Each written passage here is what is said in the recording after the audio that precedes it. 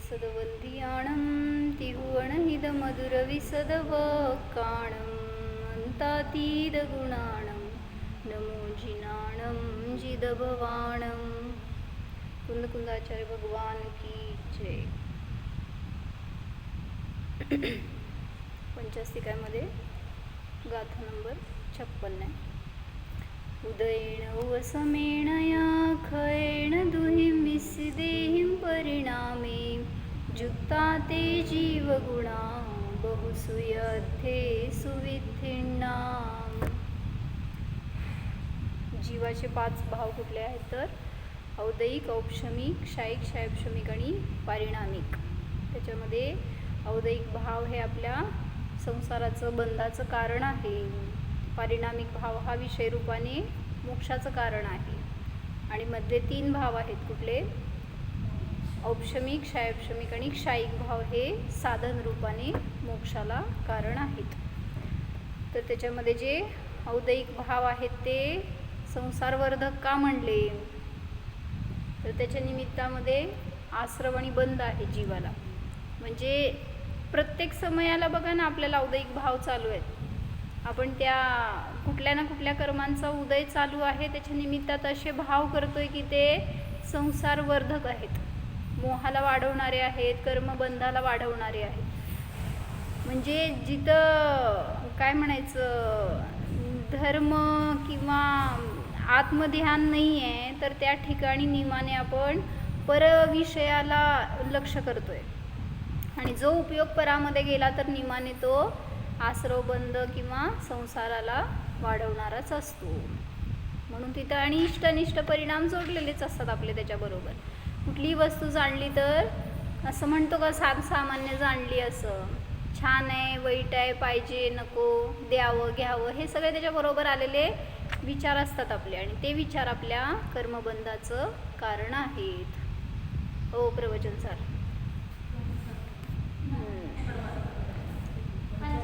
नाही लागणार शास्त्र आपल्याला, तुमची वही पेन लागणार आहे. या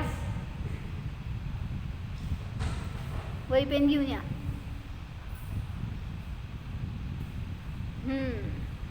लेश्याचं प्रकरण चाललंय हेमाबेन. बसा की 10 मिनटं ऐकून जावा. काय सांगितलं? लेश्या म्हणजे काय असतं माहीत आहेत? लेश्या काय असतं? मग घरात बसल्यावर समजणार का आपल्याला लेश्या काय असतात? तर सांगितलं जे पुण्य पाप आदी कषायांनी आत्म्याला लिप्त करतात. जसं उदाहरण सांगितलं होतं काय की पूर्वी भिंतीला काय करायचे ते लेपायचे ना, काय म्हणायचं शेणाने म्हणा मातीने सारवायचे किंवा काय रंगाने वगैरे लेप दिला जायचा. मग जसं ती भिंत लेपली जायची तसं जीव कर्मांनी लिप्त होतो, लेपला जातो. कशाच्याद्वारे तर पुण्य पाप आदी कर्माने. मग जीवाचे ते परिणाम आहेत की जे लेश्या म्हणले जातात, ज्याच्याद्वारे की कर्माने आत्मा लिप्त होतो. मग लेश्या सामान्य आपल्याला कषाय माहिती आहेत. म्हणजे कषाय क्रोध मान माया लोभ हे जे कषाय आहेत तर या 4 कषायांपैकी कुठल्या तरी कषायांचा उदय चालू आहे. जेव्हा उदीर्ण असते त्यावेळेस तिथं दिसून येते क्रोधी झाला, मानी झाला वगैरे असं. तर तिथं म्हणायचं की जेव्हा हे कषाय म्हणजे एक थोडासा फरक मला आज जाणवलं. तर त्यात काय सांगितलं की कषायांचा उदय निरंतर चालू आहे आणि तो उदय जेव्हा त्या उदयामध्ये मन वचन काय अटॅच होत नाहीत ना त्यावेळेस ते कर्मबंधाला कारण नसतं. काय म्हणले? कषायांचा उदय तर चालू आहे पण जेव्हा तुमची योगाची चंचलता होते त्याच्यामध्ये मन तरी जोडला वचन काय याच्याद्वारे जेव्हा तुम्ही लिप्त होता, जोडले जाता, त्यावेळेस ती लेशा म्हणली जाते. समजते का? जरा असं फरक ऐकलंय हे सगळं पण जरा आपल्याला त्यातनं डिफरन्स करायचं होतं म्हणून जरा अजून जास्त त्याच्यावर विचार करते. इन्वॉल्व झाले ना त्यावेळेस तिथं ती लेशा म्हणली जाते. उदाहरणार्थ काय झालं, मुनिराज बसलेत ध्यानाला, कषायांचा उदय चालू आहे की नाही, उपसर्ग चालू आहे म्हणतो आपण त्यांच्यावर. काय उपसर्ग झालाय का मुनींचं उदाहरण सांगा. काय उपसर्ग झाला? कंठानी उपसर्ग केला. मग त्यावेळेस इथं मुनींचं परिणती कशी होती? कषायांचा उदय तर चालू होता. कुठल्या कषायांचा? संज्वलन, क्रोधमान, मायलोभ आहेत ना उदयामध्ये. मग त्यांचा उदय चालू आहे, पण उदय चालू आहे म्हणून जीवानी परिणाम तसे केले का? नाही केले. म्हणजेच काय झालं? मन वचन कायला त्याच्यामध्ये जोडलं नाही. आणि जेव्हा ते जोडले नाही त्यावेळेस ते कर्मबंधाला कारण नाही. जेव्हा ते त्याच्याशी लिप्त झाले, त्याच्या निमित्तात चंचल झाले ते योग, त्यावेळेस तिथं ते लेश्या म्हणले जातात आणि ते नियमाने आश्रवबंधाला कारण असतात. बोला काय म्हणता? तेच ना, म्हणूनच सांगितलं आपण आपलं योग निरंतर त्याच्याशी जोडतोय. म्हणूनच त्या कषायांनी आपण आश्रवबंधाला प्राप्त होतोय. ते कषाय आणि ते कर्मबंध सतत चालू आहेत आपल्याला. हां बरोबर आहे. निरंतर ध्यान थोडी ना करतोय. जोपर्यंत शुभ भावामध्ये आहे तोपर्यंत ते ध्यान सुद्धा तुम्हाला आश्रवबंध रूपच आहे.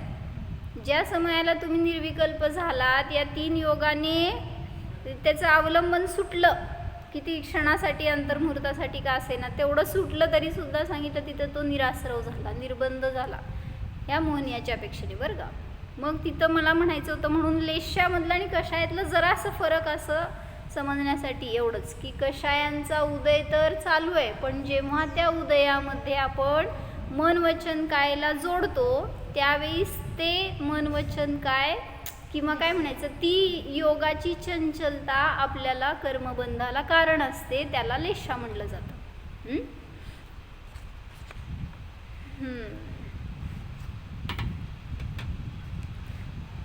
तर भावलेशा म्हणजे आपले परिणाम आहेत आणि द्रव्यलेशा म्हणजे शरीराचा रंग आहे. ह्याच्यात मला एक प्रश्न आलाय, तुम्हाला आला नाही. तर तिथं काय सांगितलं की जेव्हा आता हे कषायांचे उदय चालू आहेत म्हणलं की नाही, आणि जेव्हा ते मन वचन काय जोडले गेले किंवा लिप्त झाले त्या कषायांनी तर ती लेशा म्हणली जाते. मग जेव्हा ते कषायांचा उदय चालू आहे तर त्याचे पण आपण 2 भेद करणार, द्रव्यकर्म आणि भावकर्म रूपाने. मग भाव कषाय कशाला म्हणायचं आणि भावलेशा कशाला म्हणायचं?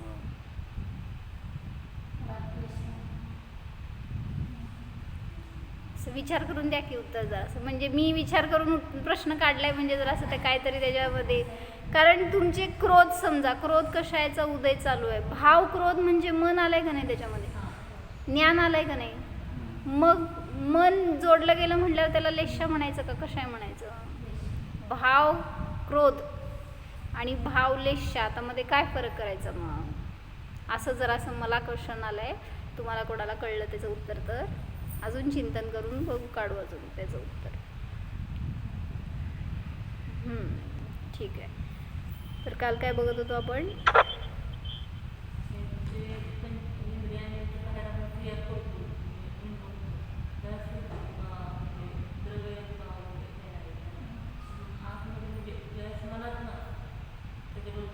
द्रव्याशी जोडल्या जाण्याचा संबंधच नाही ना. भाव म्हणजे जे मन वचन काय योग आहेत, मग तिथं मन जोडलं गेलंच ना. हां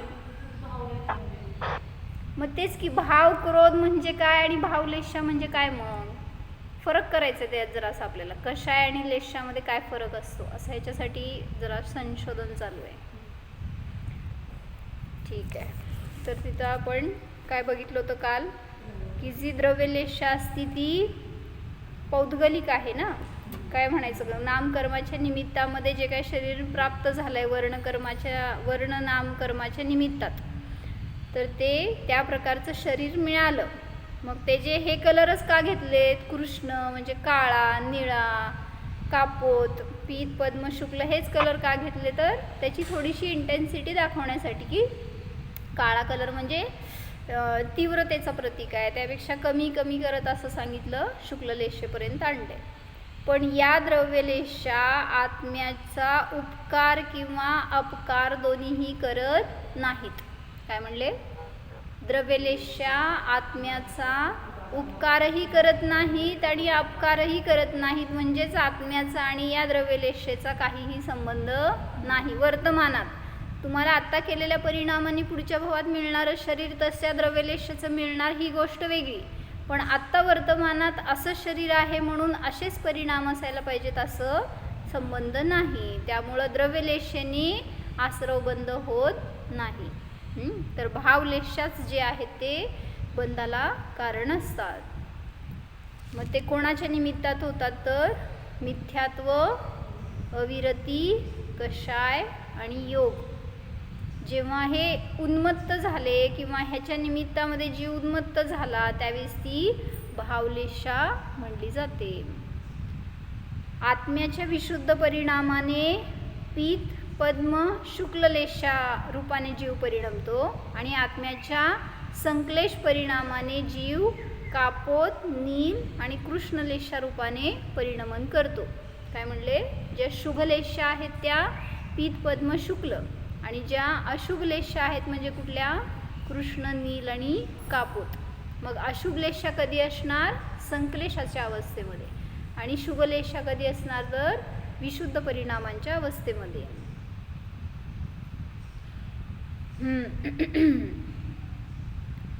म्हणजे आता आपण पीत लेशेमध्ये. असं का? कशावरून? आता आपण स्वाध्याय हां, म्हणजे सांगू शकत नाही. तुम्ही जर स्वाध्याय करतानाच त्यांनी इतक्या छटा घटवल्यात ना, एकाच क्रियेमध्ये 6 पण लेशा घटवू शकतात. म्हणजे त्याचे परिणाम असे परिवर्तित होऊ शकतात. जसं उदाहरण सांगितलं होतं ना, पूजा करायला बसलाय तर शुभलेशा आहेत असं वाटतंय, स्वाध्याय करायला बसलोय शुभलेशा आहेत असं वाटतंय. मध्येच तुम्ही वळून घड्याळ बघितलं तर लगेच अशुभलेशेत गेलात. म्हणजे कळत नाही. किंवा पूजा करायला बसलोय, विधान किती पानं राहिली अजून बघतो का नाही लगेच. किंवा म्हणले काय, द्रव्य चढवायला लागलोय तर मी किती बदाम चढवले आणि त्यांनी किती चढवले. किंवा माझं तांदूळचं टाईप काय आणि दुसऱ्याचं कसलं क्वालिटी आहे तांदळाची. काहीतरी असले विचार आले तरी सुद्धा सांगितलं अशुभलेशेमध्ये जातो. म्हणजे काय म्हणायचं, अशी परिवर्तन सतत चालू आहे परिणामांचं. त्यामुळं कुठल्या लेशात तुमच्या क्रियेवरून बाहेरच्या लेशा ठरत नाही. भलेही सांगितलं ना, तो मुलगा होता तो त्या वनात होता, लाकडं कट करायला गेलेला आणि त्याचा भाऊ होता विधान करायला मंदिरात. दोघांची बारी अशी लागली होती. पण दोघांचं लक्ष कुठं होतं? याचं त्याच्याकडं, त्याचं याच्याकडं. लेशा कुठली सांगा? जो वनात होता तो काय विचार करत होता? म्हणला किती छान ह्यानी गाणं, भजन, कीर्तन, भक्तीमध्ये त्याचं चांगलं वेळ चालला असेल आणि मी इथं कुठं अडकलोय वनामध्ये, असे त्याचे भाव. आणि हा जो बसला इथं पूजेला तो काय विचार करतोय? 2 तास मला इथं अडकवलंय. तो छान मस्त सगळीकडे फिरत असणार, फळं बिळं खात असणार, मजा करत असणार वनामध्ये. म्हणजे कोणाची लेशा कुठली सांगा आता? म्हणजे परिणामातून शुभ आणि अशुभ लेशा ठरते, असं बाह्य क्रियेवरून नाही. मग तुम्ही जरी आता समोर बसलाय घेऊन शास्त्र समजा ऐकताय वगैरे वाचताय, परिणामातून जर आपला उपयोग चांगला असेल तर तिथे शुभलेशा म्हणते. आणि तिथं लगेच आपले परिणाम विचलित झाले, घरात बसलाय तर कधी स्थिरता नसते. त्यामुळं घरात बसून कधी शास्त्र ऐकायचं नाही. सगळेजण या बघू माझ्यासमोर. म्हणजे माझ्यासाठी बोलले दिसते, तुमच्यासाठी सगळ्यासाठी बोलले. तर जेव्हा घरात असतो त्यावेळेस तिथं उपयोगाची चंचलता असते. त्यामुळं कशा लेशा लगेच बदलतात. कालच कोण म्हणलं मला, उपयोग स्थिर व्हायला वेळ लागतो. तुम्हीच म्हणलं का? कोण म्हणलं? समजायला अजून नाही नका की म्हणल्या असं समजायला सुरू झालं तोपर्यंत विषय संपलेला असतो. किंवा येऊन बसलं उशिराने तर त्यावेळेस लिंक लागेपर्यंत, म्हणजे काय म्हणायचं, आपल्या बाह्य लेशा असतात ना कुठल्या तरी परिणामातनं आलेला असतो, त्यातून ती लेशा बदलून पुन्हा ह्या वातावरणात ॲडजस्ट व्हायला थोडंसं वेळ जाणार आणि तोपर्यंत मग संपलेलं असतं समजा. तर म्हणून तिथं म्हणायचं की ज्याचं भोग घ्यायचं ना त्या वातावरणामध्ये राहायला पाहिजे. हो, आपण टी व्ही समोर बसून स्वाध्याय करतो म्हटलं तर नाही होत, आणि तेच मंदिरात बसून पिक्चर बघतो म्हटलं तर ते पण नाही होत. म्हणजे म्हणून सांगितलं की शेवटी बाहेरचं वातावरणसुद्धा तुम्हाला त्यानुसार अनुकूल मिळायला पाहिजे किंवा तशा वातावरणामध्ये आपण बसायला पाहिजे. त्याचा फार समय नाही म्हणू नका, अंतर्मुहूर्त म्हणा. अंतर्मुहूर्तात उपयोग बदलतो. शुभातून शुद्धात जाईल, शुद्धातून शुभात येईल, शुभातून अशुभात जाईल. त्यामुळं अशी जसं परिणामांचं परिवर्तन असतं त्यानुसार लेशा बदलत असतात. मग कधी शुभ लेशा रूपाने परिणमन करतो, कधी अशुभ लेशा रूपाने.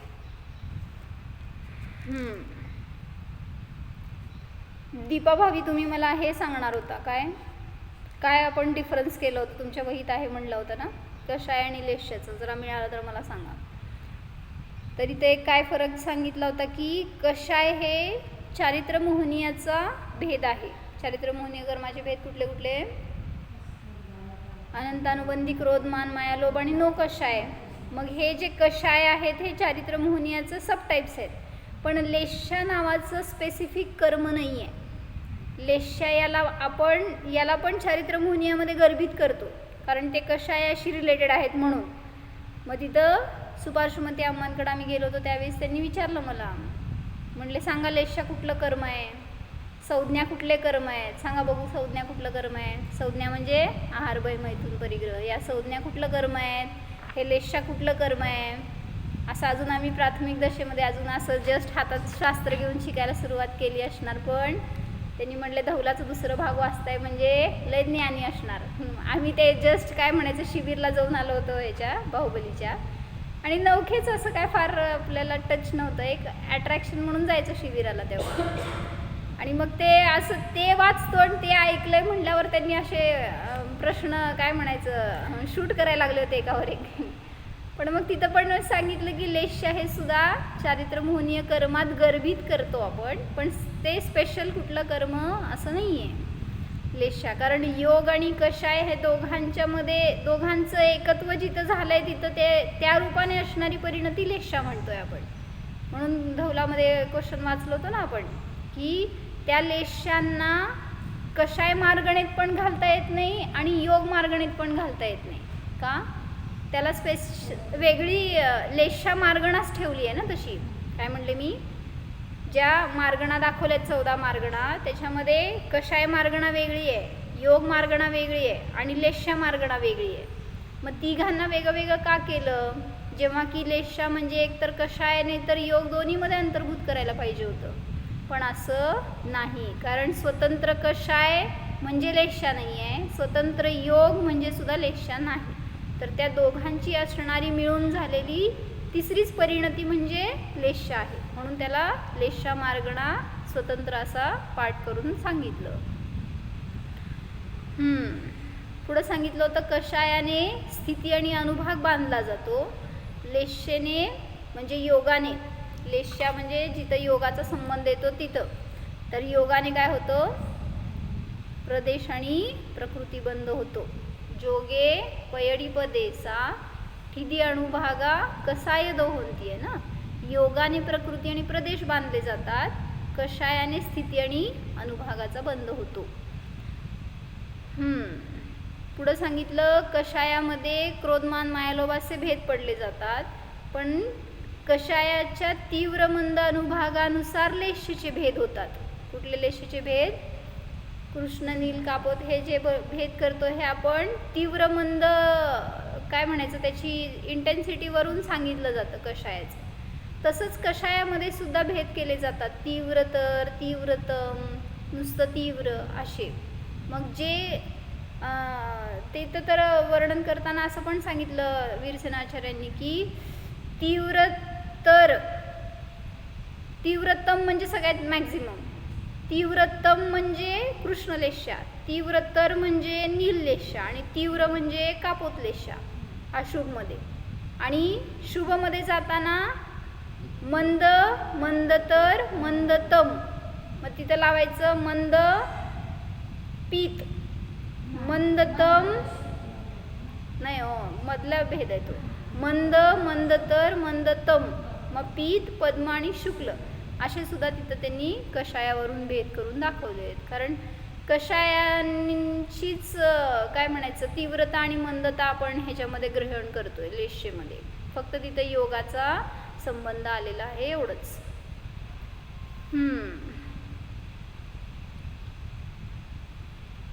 तर आपण काल हे पण बघितलं होतं की कुठल्या गुणस्थानामध्ये कुठली लेशा असते. सांगा एकदा, कुठल्या गुणस्थानात कुठली लेशा आहे?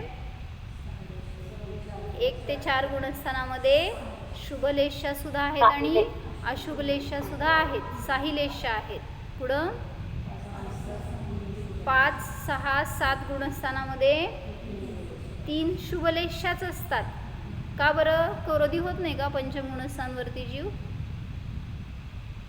अशुभलेशावाला का नसतो तो? हां, तर सांगितलं की जसे अशुभलेशावाले परिणाम याला आहेत ना 1 ते 4 गुणस्थानवरतीला, त्या टाईपचे परिणाम वरच्या गुणस्थानवरती ना होत नाहीत. म्हणजे एक त्यांची पात्रताच अशी प्रगट झाली आहे की बघा अशुभलेशा रूपाने परिणमन नाही आहे. म्हणून सांगितलं संयम ग्रहण करून, म्हणजे ज्ञानपूर्वक संयम ग्रहण केलं तर तशी तीव्रता राहत नाही परिणामामध्ये आपल्या. भलेही तुम्हाला दिसेल क्रोध मान माया लोभ, पण कसे असतात ते? न अनंत संसाराला बांधणारे, न असंयम रूपाने असणारे. त्यामुळं तिथं असणाऱ्या त्या परिणामांचं स्थिती अनुभाग सुद्धा त्यानुसार कमी जास्त पडतो. मग सांगितलं 5, 6, 7 गुणस्थानामध्ये पीत, पद्म आणि शुक्ल या 3च लेशा असतात. कृष्ण, नील, कापोत लेशा नसतात. म्हणजे एक कंपॅरिझन करून बघा की मुनिराज आहेत 6व्या 7व्या गुणस्थानामध्ये झुलणारे, त्यांना जरी क्रोधाची कषायांची तीव्रता झाली तरी सुद्धा त्यांचे परिणाम कसे असतात आणि आपले परिणाम कसे असतात. आणि आपल्यामध्ये पण करून बघा कंपॅरिझन. जे कोणी ज्ञानी असतील, समजा सम्यक दृष्टी आहेत ते, त्या ज्ञानीची परिणती, त्यांचे कषाय, आणि जे अज्ञानी मिथ्यादृष्टी, समजा तुमच्या काय घरातले काम करणारे कामवाली वगैरे, त्यांची परिणती कशी असते. मग मध्ये एकदा सांगितलं होतं ना, गोत्र असतं ना, गोत्रसुद्धा आपल्या परिणामांना कारण असतं. उच्च गोत्रवाल्यांचे परिणाम उत्कृष्ट असतात, म्हणजे उत्कृष्ट विचार करू शकतात ते, तशी पात्रता असते त्यांची. आणि नीच गोत्रवाले जे असतात ना, त्यांची तशी ॲबिलिटीज नसते अंतरंगातून की ते खूप उच्च विचार करतील. विचारसुद्धा नाही, मला हे सांगायचं बरं का. समजा तुमच्या हातामध्ये ₹1,00,000 दिले, एक मिथ्यादृष्टी अज्ञानी नीच गोत्री आहे त्याच्या हातात दिले, आणि एक ज्ञानी असेल त्याच्या हातात मिळाले, त्याला काय विचार करणार सांगा की? विचाराची लेवल बघायचं आहे मला, त्याच्यासाठी सांगते. गोत्र जे आहे ना ते विचारांसाठी वरून सांगितलं जातं, बाह्य शरीरावरून गोत्र नाही ठरवत. तर विचारांची जी उत्कृष्टता आहे आणि काय म्हणायचं नीचता असती ना परिणामात, तर त्याच्यावरून गोत्रामध्ये फरक केला जातो. मग त्यांना दोघांना पण मिळाले, धन मिळाले, समजा सेम नोकरी मिळाली एकाच ठिकाणी दोघांना पण, एक उच्च गोत्रवाला एक नीच गोत्रवाला, परिणाम कसे असतात त्यांचे? भोगणार की दोघं पण पैसा भोगणार, तो नाही असं नाही आहे, पण कशा टाईपनी भोगणार ना ह्याच्यामध्ये सुद्धा फरक पडतो. काय भोगणार सांगा तुम्ही? तुम्हाला दिला पैसा, तुम्हाला काय करणार तुम्ही विचाराले? हो, तुमच्या हातात दिल्यावर दान करणार. इथं बसले आता खोटं बोलायचं नाही बरं का, खरंच हातात देईल कोणतरी. हां दीपाबेन, काय करणार आपल्या हातात जर असा पैसा पडला तर? विचार बघा, विचार कसे असतात. म्हटलं ना, आमच्या हातात पहिला होता ना पैसा, जेव्हा फर्स्ट काय म्हणायचं पेमेंट आली आमच्या हातात जेव्हा, त्यावेळेस आम्हांनी सांगितलं, म्हणले फर्स्ट पेमेंट दान करून टाकायची असती. म्हणजे काय, तिथं पैशाची आवश्यकता नव्हती आपल्याला, उगीच एक एक्सपिरियन्स म्हणून आपण करायला गेलो होतो जॉब, आणि मग त्यावेळेस तिथं पहिलं पेमेंट म्हटलं किती आनंद, आपला पैसा असं. पण तिथं ते भाव असे असायला पाहिजे, तसं आम्हांनी रुजवलं ना, मग त्यातलं दान काढलं आम्ही. सगळं नाही केलं होतं बरं का, सगळं दान करायचे भाव नाही झाले. हां, त्यातला पाठ दान केला, आणि बाकीचं सांगायला ना, आमचं मी कमवलेली पैसे काढून ठेवली होती नोट, ती माहिती का अशी, म्हणजे लई दिवस की आपली पहिली कमाई असं म्हणून. कशात पण अडकतो जीव. म्हणजे हे सांगायचं आहे की जो नीच गोत्री असतो तो त्याचे भोग जरी भोगेल तरी पण निकृष्टता असते त्याच्या परिणामात. आणि जो उच्च गोत्री असेल त्याचे परिणामांची लेवल श्रेष्ठ असते असं म्हणायचं आहे. तर तिथं कशासाठी गेलो तिकडं? हां, हे सांगायचं होतं मला की आमच्या घरात एक कामवाली होती. आता आपण आपल्या सहवासात येणाऱ्यांना आपल्यानुसार आपण त्यांना संबोधन करतो ना, मग तिला काहीतरी घरामध्ये त्रास होता नवऱ्याकडून वगैरे, असं पैशाची कमी असायची सारखं, त्याच्या निमित्तात भांडणं असायची असं. मग ते आल्यावर मला सांगितली होती ती. मग तिला आम्ही काय करणार, संबोधन केलं, प्रतिक्रमण कर, असे विचार कर, असं करू नको, त्यांना तू दोषी म्हणू नको, आपणच असे भाव केलेत म्हणून असं संयोग मिळाला आहे. तर मला एक डिफरन्स तिथं खूप जाणवला बरं का. म्हणजे मी तिला सांगायचीच नेहमी त्यांना सांगायची की तुम्ही काम करताना सुद्धा असा विचार करा, मी करणारा नाही आहे, म्हणजे तुम्हाला लोड नाही राहणार, मग घरी गेल्यावर पण मला किती काम असतं किंवा यांचं सगळ्यांचा त्रास असतो असं वगैरे त्यांच्या परिणामामध्ये विचार. मग त्यांना सांगितलं की तुम्ही असा आपला विचार डायवर्ट करा, म्हणजे त्रास नाही होणार तुम्हाला, करावं तर लागणार आहे सगळं, पण विचारातून तरी शांती राहील आपल्या, म्हणून तुम्ही असा विचार करत जावा. म्हणजे जीव आहे, जाणणारा आहे, काम करणारा नाही, एवढंच म्हणा पाहिजे तर, लय नाही लक्षात राहिलं, आणि मी सुखी आहे, आनंदी आहे, एवढा विचार करा. ऐकलं त्यांनी बरं का. ऐकल्यावर आता असं आम्हाला वाटलं सुधारणा झाली, चांगली गोष्ट आहे, त्यांना फायदा होईल असं. नेक्स्ट टाईम गेल्यावर परत तसंच. म्हणजे काय म्हणायचं, एक तसा विचार करण्याची कुवत नसती हो त्यांच्या परिणामामध्ये. नॅचरलीच काय म्हणायचं, उपजतच तशी नसती योग्यता की इतक्या श्रेष्ठ ते विचार करू शकतील. मग सतत शिव्या असणार तोंडात किंवा ते कोणाला तरी पराला सारखं दोष देत राहणार, अशी प्रवृत्ती बघून सावधानता आपल्याला येते बरं का. म्हणजे सगळे जे सानिध्यात येणारे लोक असतात ना, शिकवणारे असतात, गुरु असतात म्हणतात ते बरोबर आहे. कारण असे परिणाम आपण करायला नको, हे सगळं त्यांच्याकडनं पण शिकायला मिळतं. मग म्हणून मला सांगायचं होतं की फक्त गोत्रानुसार सुद्धा आपल्या परिणामामध्ये असा फरक पडत असतो. मग आपण उच्चगोत्री झालोय, जैन कुळामध्ये जन्मलेला प्रत्येक जीव उच्चगोत्री आहे, पण इथं येऊन परिणाम जर असे निकृष्ट केले तर नियमाने पुढच्या भवामध्ये नीच गोत्राला जाणार. कोण कोण उच्चगोत्री असतात? चार गतीमध्ये नीच गोत्रे कोण कोण? मनुष्य आणि देव उच्चगोत्री का? तिर्यंश आणि नारकी हे नीच गोत्री असतात. नारकी नियमाने नीच गोत्रीच, तिथं उच्च गोत्र नाहीच आहे. मनुष्यामध्ये कोणी उच्च गोत्री आहेत, कोणी नीच गोत्री आहेत. तिर्यंशांना पण नीच गोत्रच लावलं ना, कोणाला माहिती आहे का? तिर्यंशामध्ये उच्च गोत्र नाही आहे बहुतेक, बघून सांगते तरी. देवांमध्ये नियमाने उच्च गोत्र आहेत.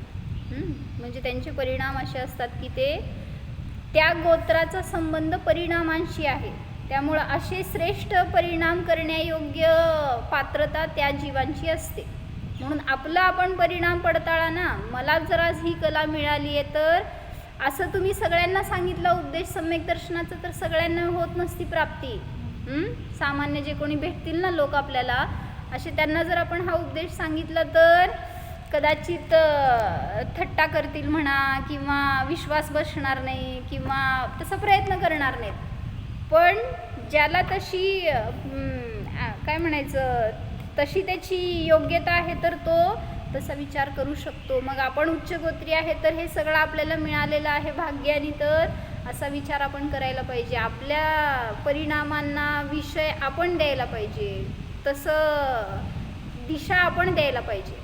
तर तिथं परिणाम आहेत. शेवटी अशी चंचलता असते की कोणालाही विषय करून आपण काहीही परिणाम करतो. त्यामुळं तिथं आपल्याला सुख पाहिजे तर सावधानता असायला पाहिजे. 5व्या 6व्या 7व्या गुणस्थांवरती जीव 3 शुभलेशावालेच असतात. अशुभलेशा रूप परिणाम त्याची पात्रता मुनींची नाही, हे सांगायचं होतं मला. म्हणजे किंवा श्रावक जे कोणी पंचम गुणस्थांवरती आहेत त्यांच्यामध्ये सुद्धा अशुभलेशा योग्य तीव्रता कषायांमध्ये नसते. जसं म्हटलं ना, ते चांडाळ वगैरे असतील, नीच गोत्री असतात चांडाळ वगैरे, जर त्यांना राग आला तर ते मारायला जातील, म्हणजे काय म्हणायचं, जीव घेण्याचा प्रयत्न करतील.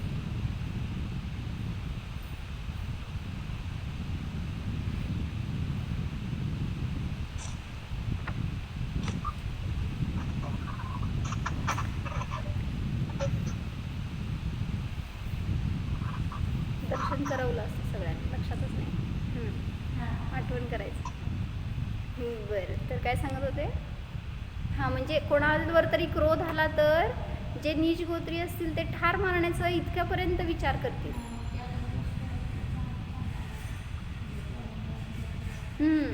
पुरुषार्थ करू शकतो तो जीव.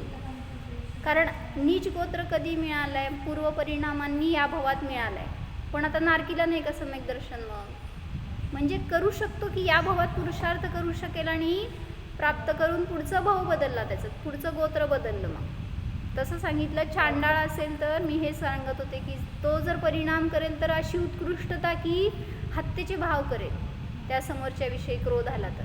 आणि तेच कोणीतरी ज्ञानी आहे चतुर्थ गुणस्थांवरती, पंचम गुणस्थांवरती, तर त्याला क्रोध आला तर काहीतरी समजा अपशब्द बोलायचे किंवा इथंपर्यंत जाईल लेवल त्याची. तेच मुनींना क्रोध आला तर काय करता, तो मुनींना क्रोध आला तर कोणावर तर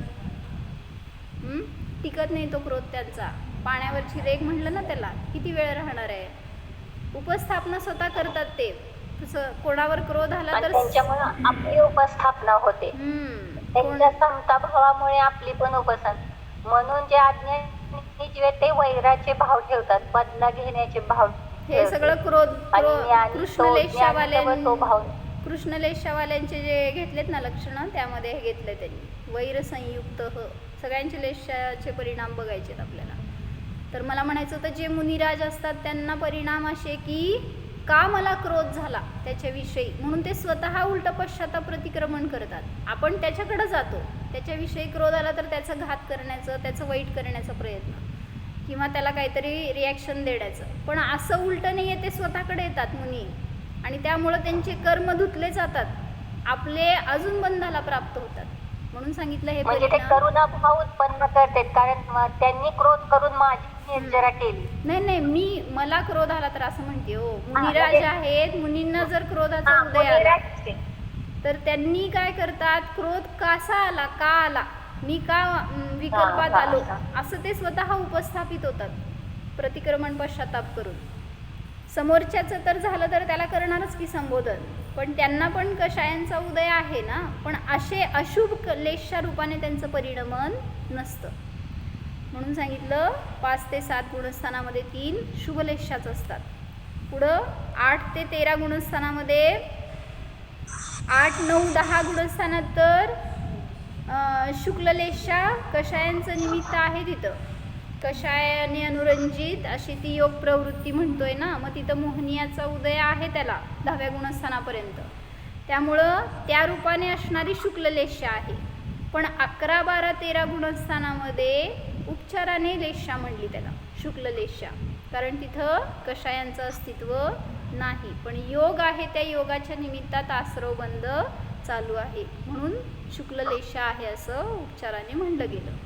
आणि 14व्या गुणस्थांवरती आणि सिद्ध हे अयोगी आहेत, निष्कषाय आहेत, त्यामुळं निर्लेप निर्लेशा स्वरूप आहेत. त्यांच्यामध्ये लेशा नसतात, लेशारहित ते जीव आहे.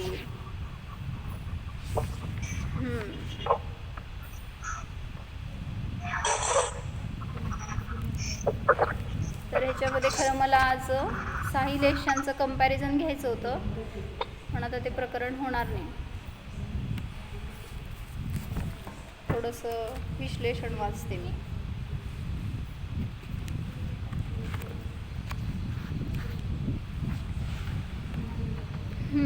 जे शुभलेशा असतात तर ते शुभलेशा, काय प्रश्न आहे का, काय प्रश्न आहे का, असू शकतं की. जसं की आता सांगितलं, संबोधन केलं त्या हत्तीला महाराजांनी, अणुव्रत घेतली त्यांनी. जटायू पक्षीला महाराजांचं संबोधन मिळालं, त्यांनी पण सगळ्या अभक्षाचा त्याग करून त्यांनी अणुव्रत ग्रहण केली. आणि मग तो श्रावक झाला पंचगुणस्थांवरती, आणि राम, सीता आणि लक्ष्मण होते ते चतुर्थ गुणस्थांवरती. म्हणजे ह्याच्यापेक्षा जटायू श्रेष्ठ झाले. आणि मग ते पात्र झाले म्हणून पात्रदान करायचा नियम होता त्यांना रामाला. आणि मग तिथं पात्र मिळे ना कोण जंगलामध्ये, जेव्हा वनवास मिळाला होता त्यावेळेस तिथं महाराजांनी सांगितलं, आता हा पात्र आहे तुमच्यासाठी, सत्पात्र झाला, त्याला रोज जेवण तुम्ही शुद्ध भोजन खाऊ घाला आणि तुम्ही जेवण करू शकता, जरी तुम्हाला पात्र नाही मिळालं, कोण मुनी नाही मिळाले तरी. असं नियम आहे का आपल्याला, पात्रदान केल्याशिवाय मी जेवणार नाही, जावा देऊन या एक घास. तिथं ते त्या प्रतिकूलतेमध्ये सुद्धा त्यांनी तसा नियम स्वतःसाठी कायम ठेवला.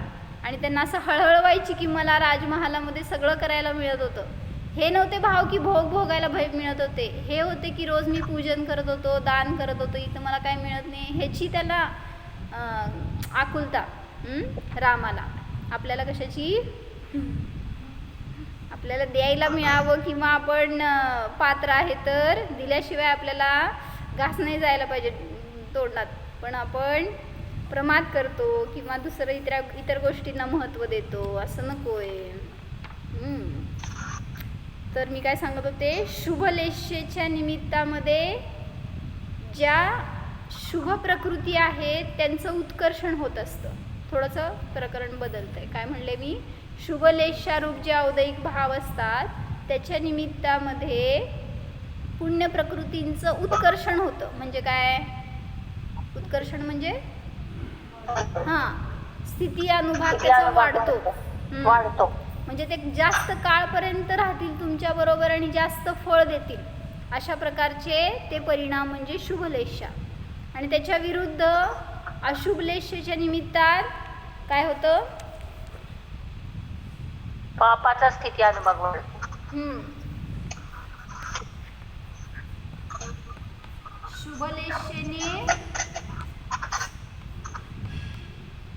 पुण्य प्रकृतींचा स्थिती आणि अनुभाग वाढतो म्हणजे उत्कर्षण होतं. आणि पाप प्रकृतींचं अपकर्षण होतं. याच परिणामाने शुभलेशेने पापाचं अपकर्षण होतं, पापरूप जे अशुभ प्रकृती आहेत त्यांचं, आणि पुण्यरूप प्रकृतींचं उत्कर्षण होतं. आणि ह्याच्या विरुद्ध काय घ्यायचं? अशुभलेशेने काय होणार?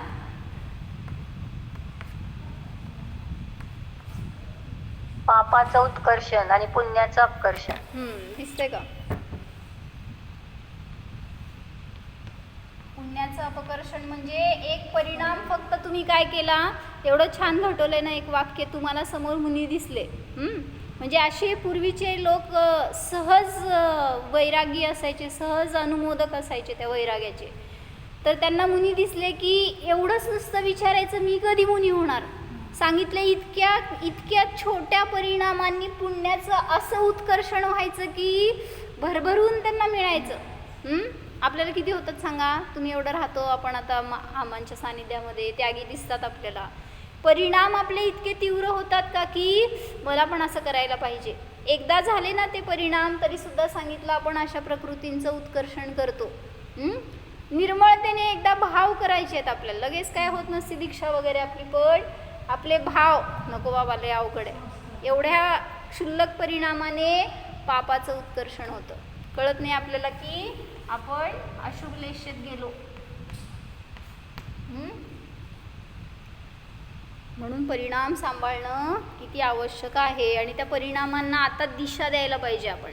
म्हणजे जर हे कळलं आपल्याला की असं कर्मांचं आपल्याला फळ भोगावं लागणार पुण्यरूपाने आणि पापरूपाने, तर आपण परिणाम करताना सावधान राहायला पाहिजे. आणि मग ती सावधानता आपल्याला निमाने सुखाला कारण ठरणार.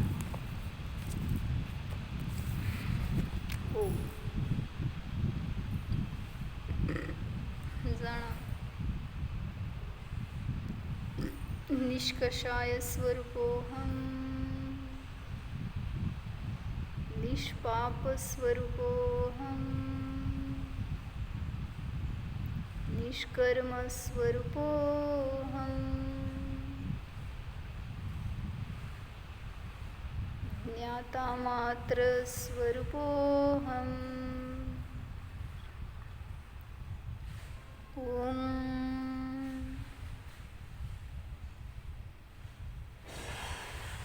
विसर्जन.